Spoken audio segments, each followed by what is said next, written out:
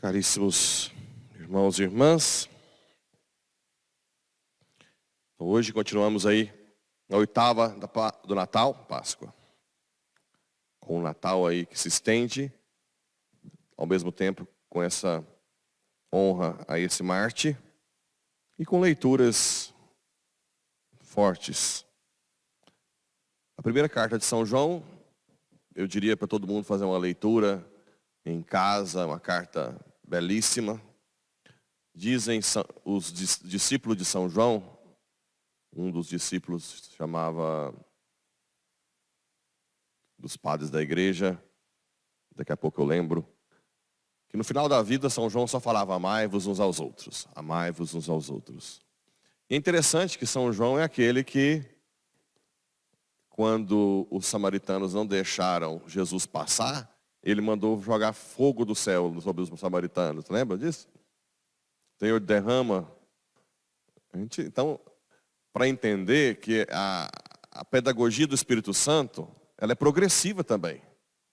Ninguém nasce totalmente como São João, o discípulo do amor. Todos nós temos a nossa fraqueza humana e a dificuldade para amar.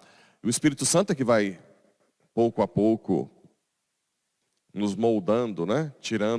Dando o autodomínio da ira. E quando vem a ira, né? A gente dá vontade de, Senhor, vontade de cortar a cabeça. Mas o Espírito Santo, pouco a pouco, com paciência, vai moldando a gente, se a gente deixar. Se a gente deixar. Quem diz eu conheço a Deus, mas não guarda os mandamentos, é mentiroso.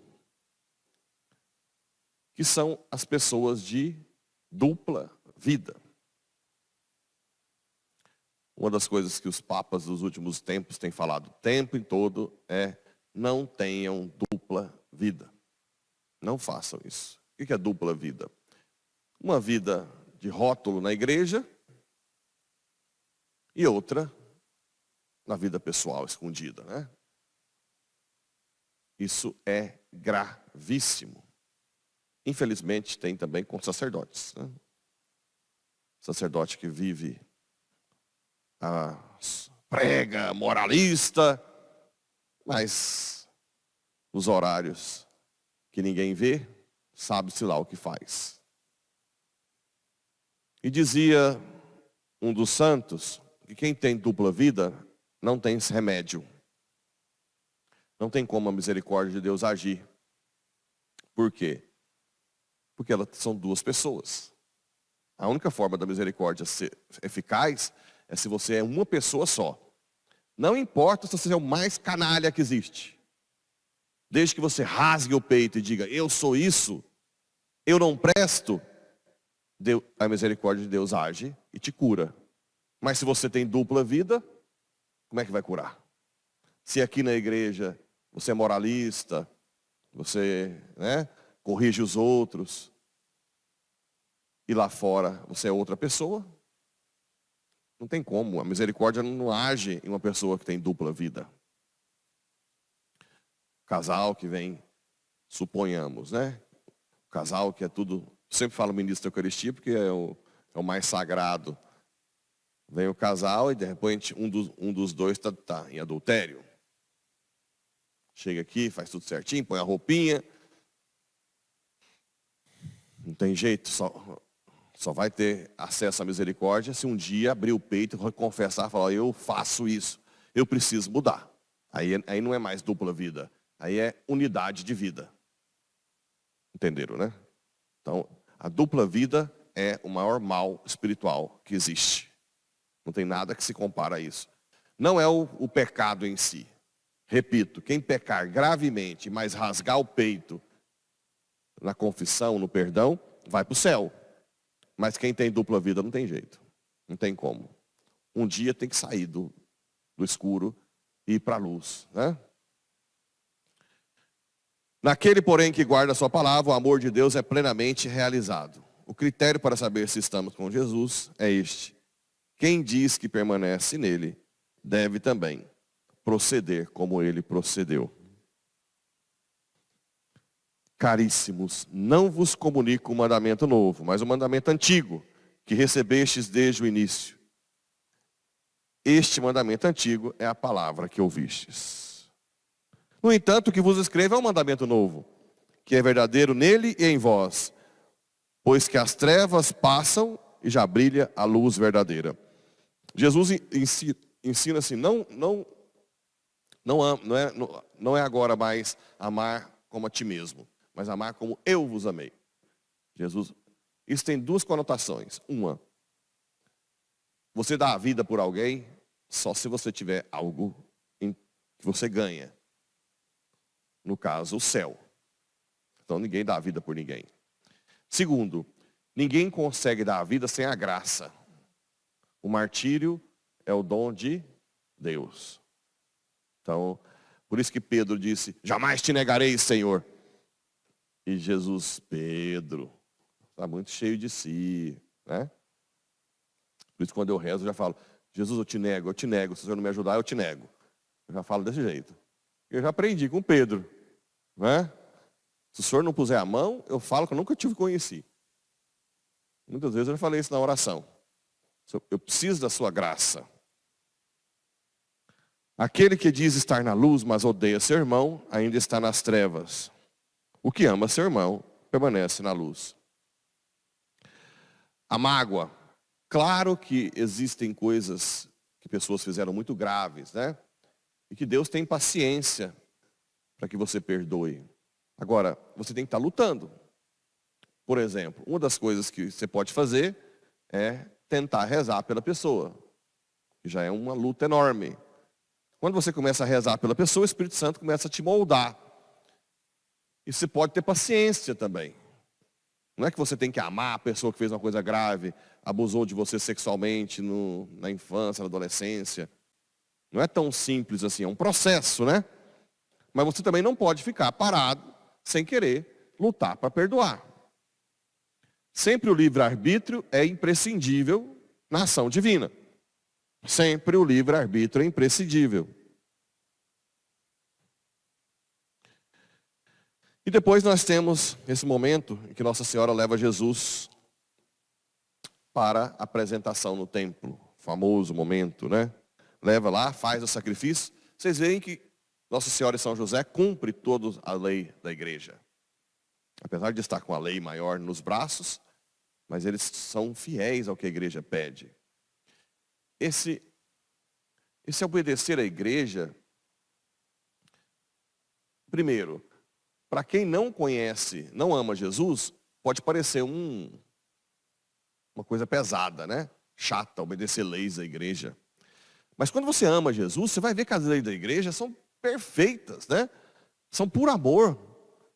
Então o problema é a ignorância da pessoa de achar que a igreja inventa coisa, põe peso nas costas, é preconceituosa com quem erra. Não é.